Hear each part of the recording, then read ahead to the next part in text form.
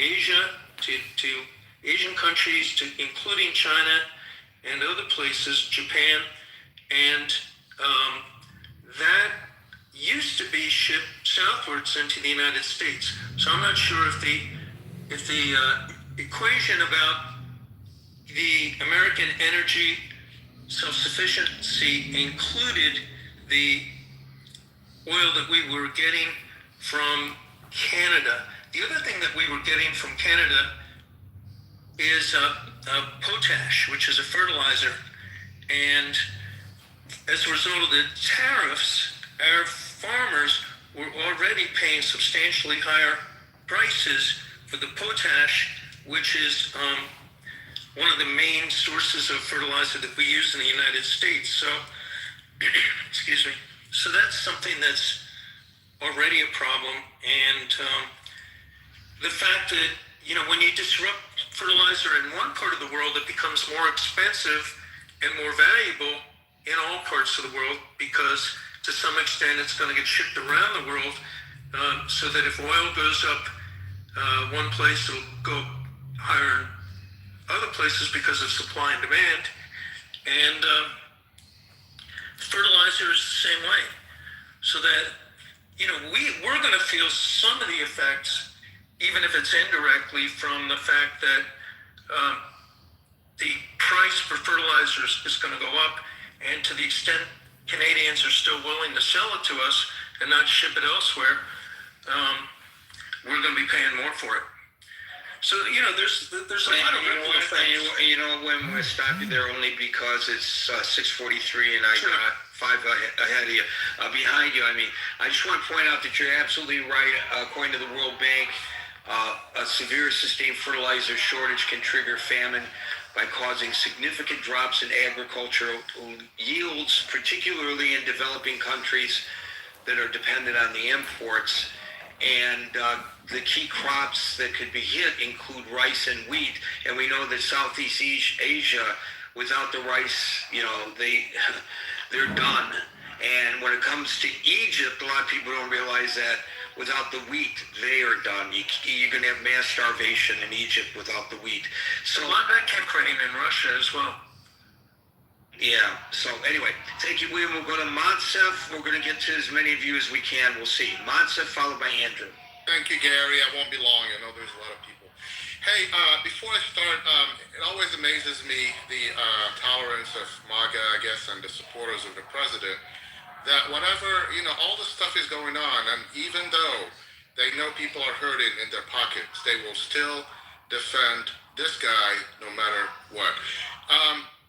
I supported the war in Iran, just like the first week when we started, when the war started, we had rooms here and we were all happy that, it looked like it was starting on a good start. I mean, we killed the head of the snake. We were excited that a murderous criminal regime was about to probably come to an end, that, they're not going to pose a threat to us in the future, to the region where they are because of the economic, importance of that region, and most importantly to the 90 million people that live in Iran, that this president, before the war started, asked them to actually go out in the street, that we were out there,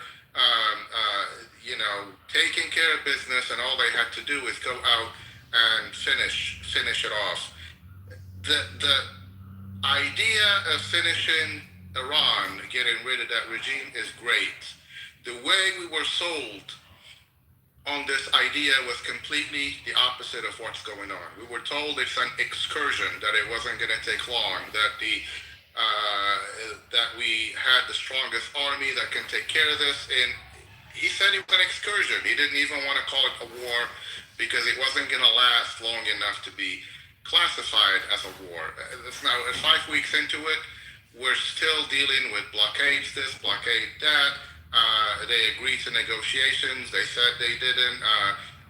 Islamabad, they had streets cut off since the weekend. I saw reports on the Deutsche Welle, the German channel, they didn't know if whether to expect diplomatic delegations from Iran or the U.S. or not, because Trump said they agreed to a meet on Saturday. They came out, said we're not going to meet. Then he said again they are begging us to meet on Monday. Maybe J.D. Vance will travel. Maybe J.D. Vance won't. This whole uncertainty stuff just screams that we don't fucking know what we're doing. You just read that the Navy Secretary at reports say he quit. Other reports say Hexat fired him. He's the second high-level military person that is not worried, in their post anymore. Left. So the idea of going to this is good. The idea that we didn't know how to deal with this is scary, because the consequences are, like you said, it's not going to just be felt economically in the U.S., which they are already felt that way. Uber drivers are not making a living. Your grocery store items are going to be even higher than now in the next few months, because it's a trickling effect that higher gas prices will, it's not an immediate effect. They are already expensive, like you mentioned, Gary, in your opening remarks.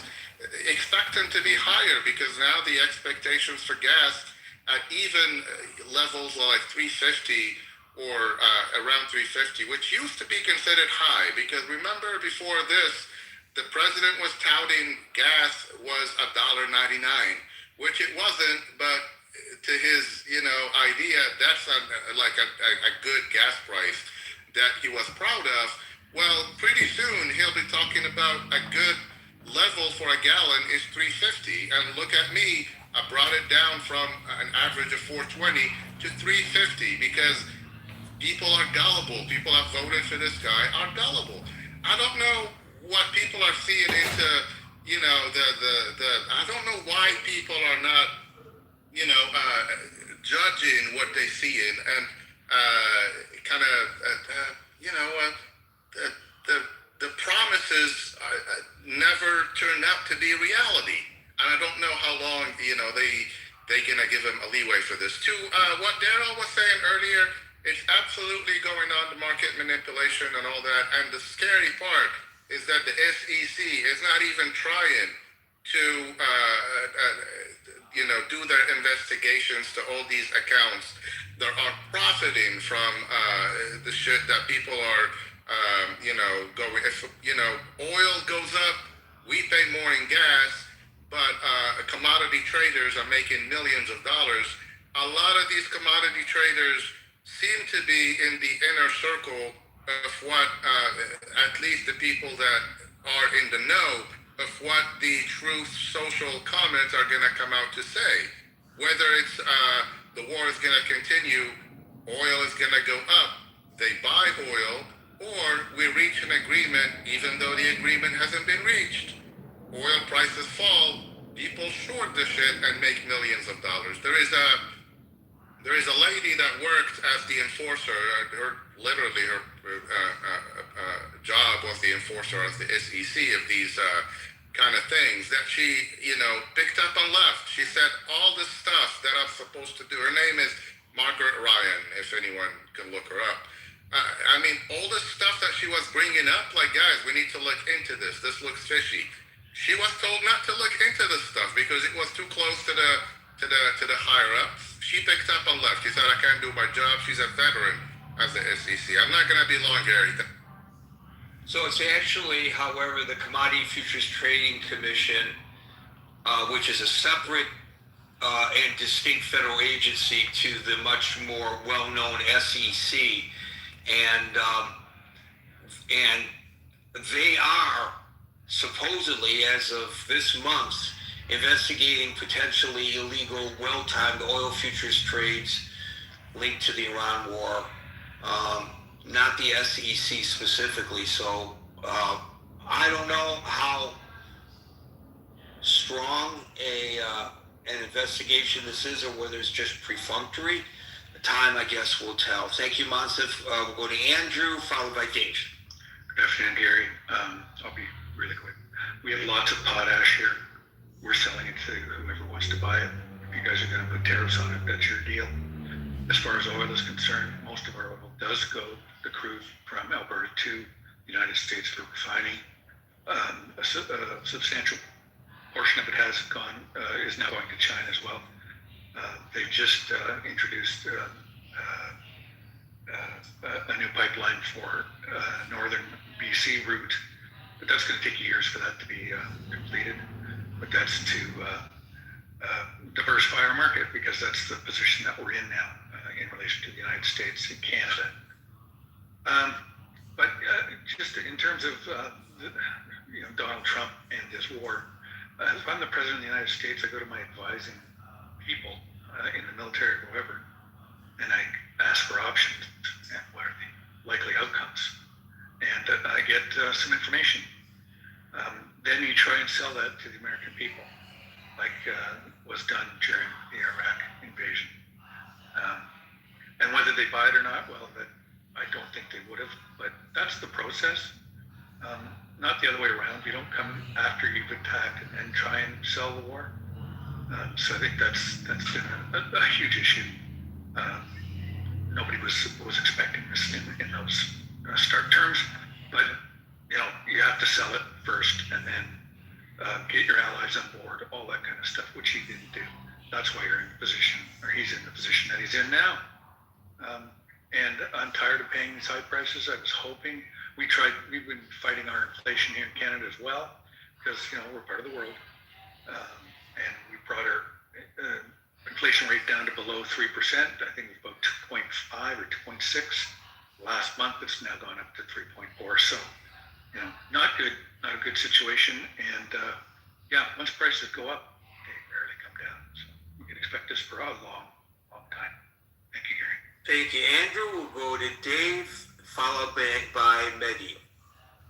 So nobody want war, but we are right now around using World War II as an example. We are somewhere around 1930, just after Great Depression, just after World War I. Nobody want war, but we are dealing with like Nazi, an ideology-driven.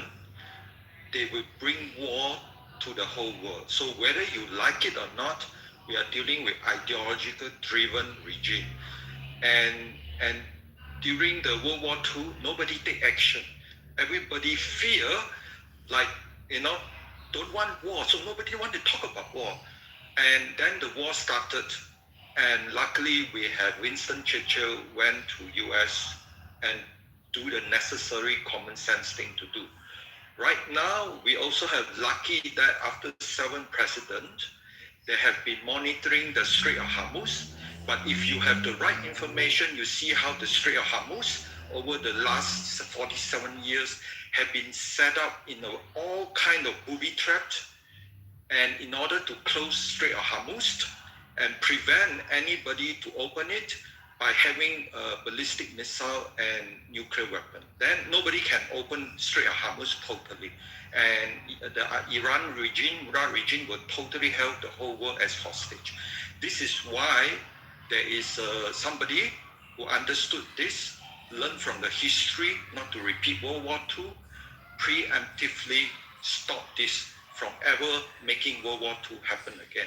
Obviously, we'll face the entire world of criticizing, we don't want war, but because these are all people, history amnesia, do not understand history, right? And therefore, what is the plan now, Scott? It's not 1 million. There are 2 kind of army in Iran. There are the Atash, is about 350,000. And then there are the pro-Murad regime's army. These are IRGC and Basjid. They are about 200,000. And because they don't trust the Atash, they put them all over at the peripheral, near the border. The soldier loyal to the Tehran regime, they are in the center. So the best chance we have now is the Atash uprising, because they have some weapon. And there are 350,000 fighting 200,000. And so we just have to create that condition. Everything is in good order. I don't want to talk more, but in future, we'll talk more. And for people, there are Iranian room clubhouse opening every day to help people understand what is really going on right now in Iran. I'm sorry for Alan that he has to, explain to people who just don't understand. But that's it. I mean, in coming days, we will clarify exactly how we're going to talk to the region step by step. Thank you. Thank you, Mehdi. You got 2 minutes, David. I doubt that I'm getting to you. Mehdi?